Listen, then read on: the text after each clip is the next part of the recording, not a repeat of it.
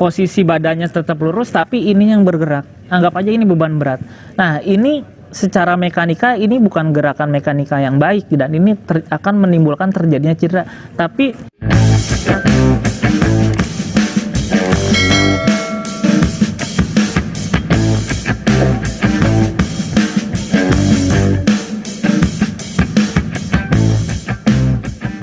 nah, ini adalah macam-macam cedera. Yang tadi saya bahas adalah terkait tentang overuse disorder, repetitive strain. Jadi gerakan-gerakan yang salah yang dilakukan berulang-ulang, nah itu yang akan menyebabkan terjadinya cedera. Mungkin kita bisa mengedukasi atau bahkan melakukan untuk diri kita sendiri konsep-konsep mekanika yang baik dan benar untuk mengurangi terjadinya cedera ini. Next, ini salah satu contohnya adalah kurangi gerakan membuntir yang tadi saya contohkan, bahwa kalau misalnya kita mau gerakan ke samping sambil duduk, ya udah badannya ikut juga gitu. Ada perpindahan tadi center of mass-nya jadi ikut juga. Jadi nggak hanya kita memuntir seperti ini, karena nanti akan akan rentan terjadinya cedera. Next lagi. Nah, ini juga sama gerakan-gerakan yang membungkuk yang seperti tadi saya berikan, saya contohkan, itu juga sangat beresiko untuk terjadinya cedera, apalagi benda yang diangkat itu sangat berat gitu. Adalah bahwa biomekanika itu selain untuk perbaikan teknik dan penemuan teknik baru, itu juga untuk memperkecil resiko terjadinya cedera.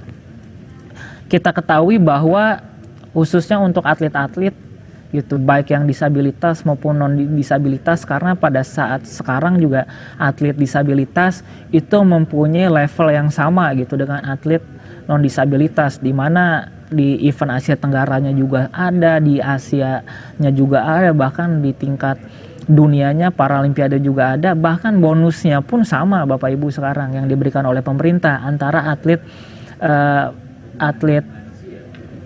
disabilitas dengan non disabilitas. Jadi salah satu penggunaan biomekanika adalah agar atlet-atlet tersebut atau siapapun pelaku olahraga disabilitas itu terhindar dari resiko cedera. Dengan cara apa gitu? Dengan cara tadi kita sudah melakukan penemuan teknik gitu yang cocok untuk orang tersebut atau atlet tersebut. Selanjutnya adalah bagaimana cara mengurangi resiko cederanya. Yang pertama adalah kurangi beban berlebih, atau beban berlebih dalam misalnya atlet melakukan satu teknik menggunakan beban berlebih tapi tekniknya salah. Nah, itu merupakan salah satu faktor yang menyebabkan cedera, atau beban berulang dan terakumulasi. Artinya ketika atlet atau anak murid gitu atau siapapun melakukan teknik yang salah dan itu berulang-ulang, itu juga akan menyebabkan terjadinya cedera lebih cepat. Selanjutnya yang bisa menyebabkan cedera juga itu adalah karena kurang istirahat, beban bengkok, beban tekan, beban regang, dan beban puntir. Nah, ini adalah kaitannya tentang gerak ya, kalau misalnya pembebanan. Misalnya contoh saja Bapak Ibu, kita duduk seperti ini, kita ingin memindahkan barang. Anggaplah barang ini barangnya tuh berat gitu ya. Biasanya kan kita hanya begini Bapak Ibu, cuma naruh. Jadi posisi badannya posisi badannya tetap lurus tapi ini yang bergerak. Anggap aja ini beban berat.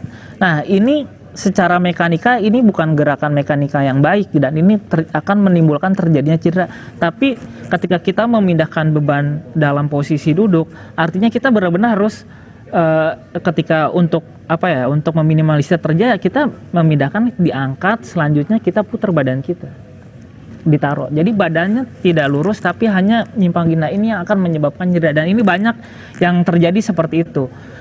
Mungkin saya akan kasih contoh ya. Jadi misalnya nih, anggap aja ini benda berat Bapak Ibu di bawah. Coba bisa dikebawahin Mas. Bawahin lagi.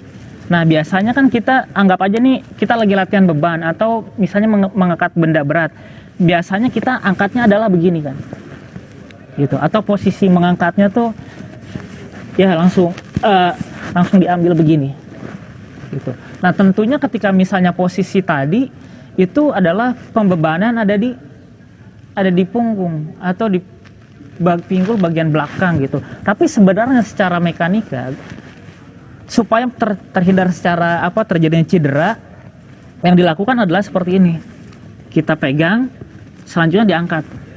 Nah, itu adalah posisi yang benar. Itu sederhana Bapak Ibu. Jadi misalnya ketika latihan, apalagi misalnya cabang olahraga boccia atau cabang olahraga yang lain-lain gitu ya, yang misalnya atletnya tuh harus naik turun seperti ini, ketika bisa bebannya berat seperti ini, nah pengulangan gerakan-gerakan salah seperti ini itu akan menyebabkan terjadinya cedera. Jadi bagaimana gerakan yang benarnya, apalagi beban itu berat.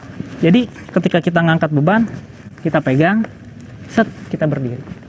Kenapa? Karena otot paling kuat adalah otot paha, hamstring quadriceps dibandingkan otot punggung itu sendiri.